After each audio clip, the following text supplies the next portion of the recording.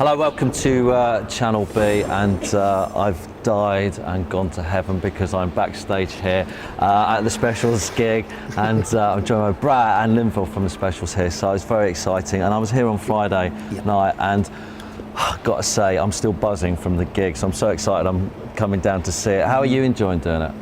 It's been so good. I mean, every day, Brad and me, we get up each morning, we make sure we shake on because we can't believe it. It took so long to get it together. And we find, because we're a bunch of lazy guys, we just don't do things like the traditional way. But we got it for the audience, and it's been absolutely amazing. Since from Newcastle, the first gig, oh my God, it was absolutely awesome.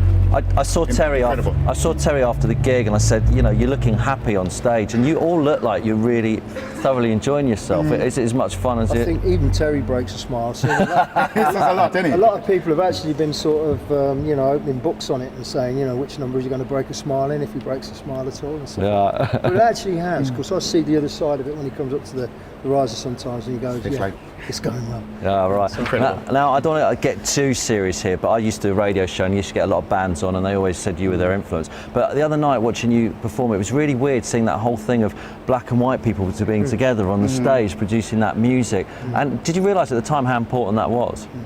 Back 30 years or whatever. Obviously, sort of growth of sort of racial problem at the time, and all different. So, as you said, the band's a multiracial band. Yeah. And the one thing that's important, if we can make things work musically, then why can't we all live together in harmony? Yeah. We've proved that it works. 30 years later, it's still working. So racial relation should get better. He's absolutely right. I mean, back then we had this thing where we weren't under any particular umbrella. I mean, we had our own sort of thing going on stage, the seven of us, black and white together. I've had reports of people in the audience now, mixed race people, who have been amazed at the fact that they're doing an arm-linked dance with a bunch of skinheads who back then they wouldn't have even probably gone close to. Yep. Now there's more hugging up going on than there's ever been before. And I tell you, I think whatever it is, we're proud of whatever we've contributed to. There's so much love amongst the fans. It's incredible. It's passion now. It's passion beyond belief. Right? And the songs lyrically still work, don't they? Which is great. After all this time, they still mean something. Yep. Exactly, because we can take it like song like Concrete Jungle. I was stabbed in Coventry, nearly got killed. But I went out. I remember the doctors and nurses rushing around. I was in intensive care, and they're going, "We can't stop the bleeding." And it goes, "What are they bloody talking about? I can hear what they say, but I couldn't talk." Right. Because it was a shock and medication. But to me, the one thing which saddens me now to see youth carrying knives and stabbing other youth. I can say the one thing I'd like to say to all of those kids, it's the worst experience one can ever have in their life. Because I survived it, and surviving it, right, means it puts you through mentally pain for years, going out in front of an audience and in front of a pub, going to a pub, and I was absolutely so nervous all the time because of the stab. So it's not just something that it heals and the wound gets pulled emotionally deep down inside. You got this scar for life, And all I can say to all kids is I would never carry a knife around, never, because too wrong doesn't make it right. Yeah.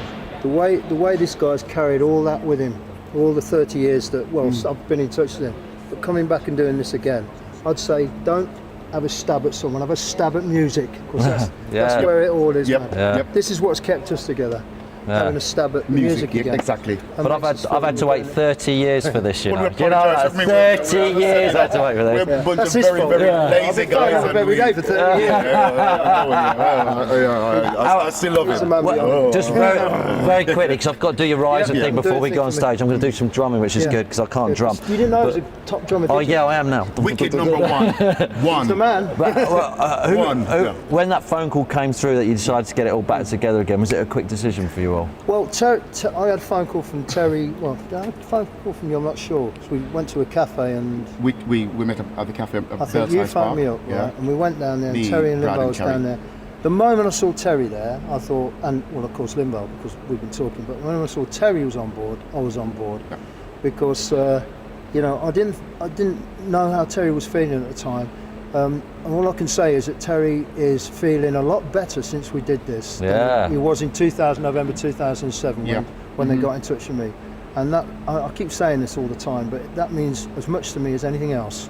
That Terry and everybody else is feeling better and more they've got something out of it and their life's better for it. And the great thing about watching Terry is you see how so many frontmen got their act, didn't they? Absolutely. Terry was so unique, and you're thinking, wow, a lot of impersonators He's of progressed. Terry. His image has progressed. He's grown into his image or something. I don't know what it's called. But I just think really he's works, just you know one what of the best frontman Yeah, ever, yeah. without a doubt. You just got to stop him talking about Man United all the time. Best one-liners apart from that. We're Chelsea fans, man. He's having the last laugh. Next season, next season, yeah. Oh my How much God. grief is he giving? I was gutted of that penalty in Moscow. I was in New York.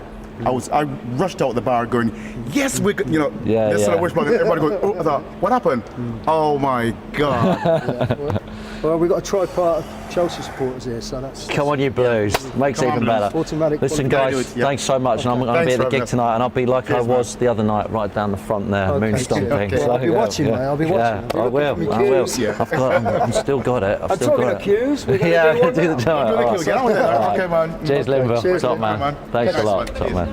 Okay.